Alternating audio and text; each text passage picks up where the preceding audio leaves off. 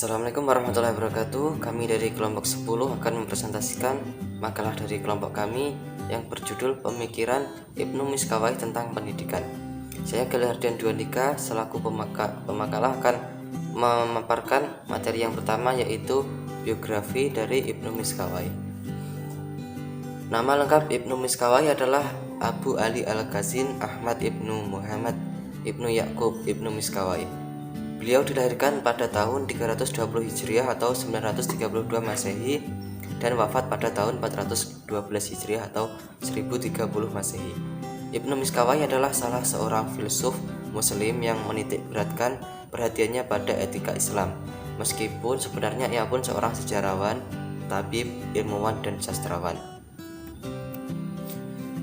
Karya Ibnu Miskawayh. Sebagai seorang filsuf, sejarawan, dan tabib, ilmuwan, dan sastrawan, Ibnu Miskawayh menulis banyak buku-buku dalam berbagai macam bidang keahliannya. Beberapa di antaranya yaitu yang pertama, Kitab Al-Faus Al-Asghar tentang ketuhanan, jiwa, dan kenabian atau metafisika.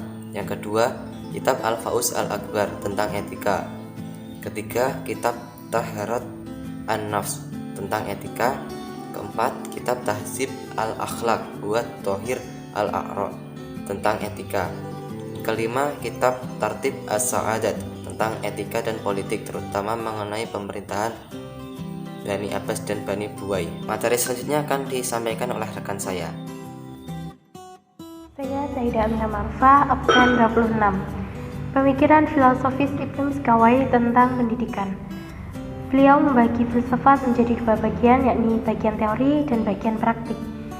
Beliau menjelaskan bagian teori merupakan kesempurnaan manusia yang mengisi potensinya untuk mengetahui segala sesuatu, hingga dengan kesempurnaan ilmunya itu, pemikirannya benar, keyakinannya benar, dan tidak ragu-ragu dalam hal kebenaran. Sedangkan bagian praktik merupakan kesempurnaan manusia yang mengisi potensinya untuk melakukan perbuatan-perbuatan moral.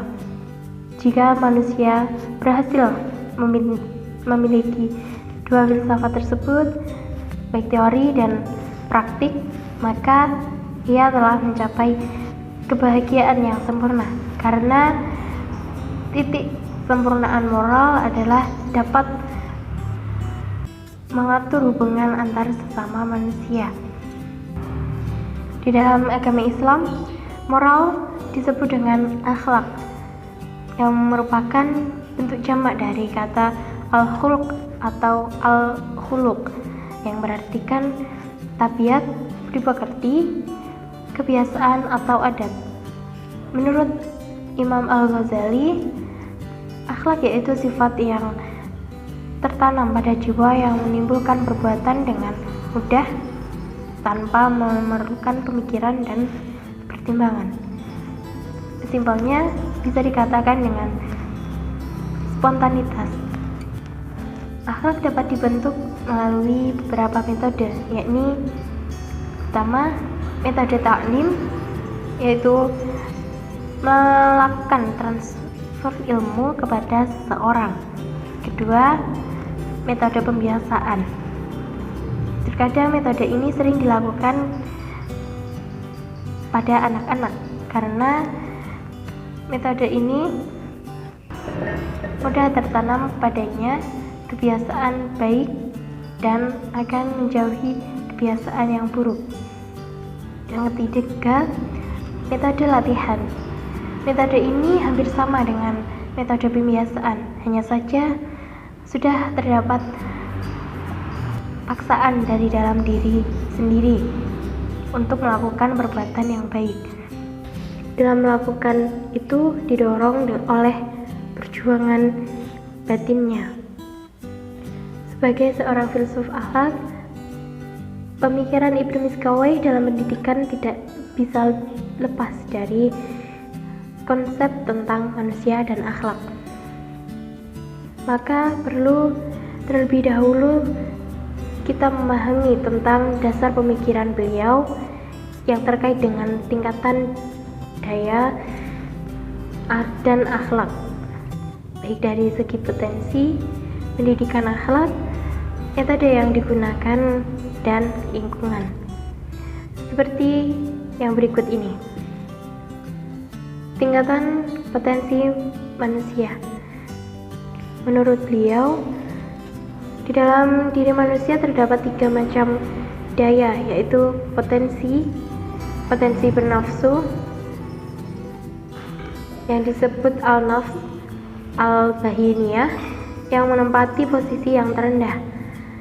Kemudian potensi berani yang disebut dengan al-nafs al-sabu'iyah sebagai potensi pertengahan. Dan ketiga, potensi berpikir yang disebut al-nafs al-natiqah yang menempati posisi tingkatan tertinggi. Ketiga daya tersebut merupakan unsur rohani manusia yang asal kejadiannya berbeda antara satu dengan yang lainnya. Yang selanjutnya tentang akhlak. Pemikiran Ibnu Miskawayh dalam bidang akhlak dipengaruhi oleh para filsuf Yunani seperti Aristoteles, Plato, dan Galen, yakni yang meramu pemikiran-pemikiran tersebut dengan ajaran Islam. Selain itu, Ibnu Miskawayh juga dipengaruhi filsuf Muslim seperti Al-Kindi, Al-Farabi, dan Al-Razi, serta filsuf yang lainnya. Oleh karena itu, corak pemikiran Ibnu Miskawayh dapat dikategorikan ke dalam tipologi etika filosofi atau etika rasional, yaitu pemikiran etika yang banyak dipengaruhi oleh para filsafat. Karakteristik pemikiran Ibnu Miskawayh dalam pendidikan akhlak secara umum dimulai dengan pembahasan tentang akhlak dalam artian karakter atau watak. Menurut beliau, watak itu ada yang bersifat alami dan ada yang diperoleh melalui kebiasaan atau latihan. Sekian dari saya, selanjutnya dilanjutkan oleh rekan saya. Baik, saya akan memaparkan materi yang selanjutnya, yaitu pemikiran Ibnu Miskawayh tentang konsep pendidikan akhlak. A. Tujuan pendidikan akhlak, terwujudnya sikap batin yang mampu mendorong secara spontan. B. Tugas pendidikan akhlak, pendidik bertugas dan bertanggung jawab untuk meluruskan peserta didik melalui ilmu rasional. C. Tentang metode pendidikan. 1. Kemauan yang sungguh-sungguh untuk berlatih secara terus-menerus. 2. Menjadikan pengetahuan dan pengalaman orang lain sebagai cerminan bagi dirinya. Tentang materi pendidikan akhlak. Klasifikasi materi pendidikan akhlak mengenai hal-hal yang wajib bagi kebutuhan tubuh, jiwa, dan hubungannya dengan sesama manusia. Tentang lingkungan pendidikan.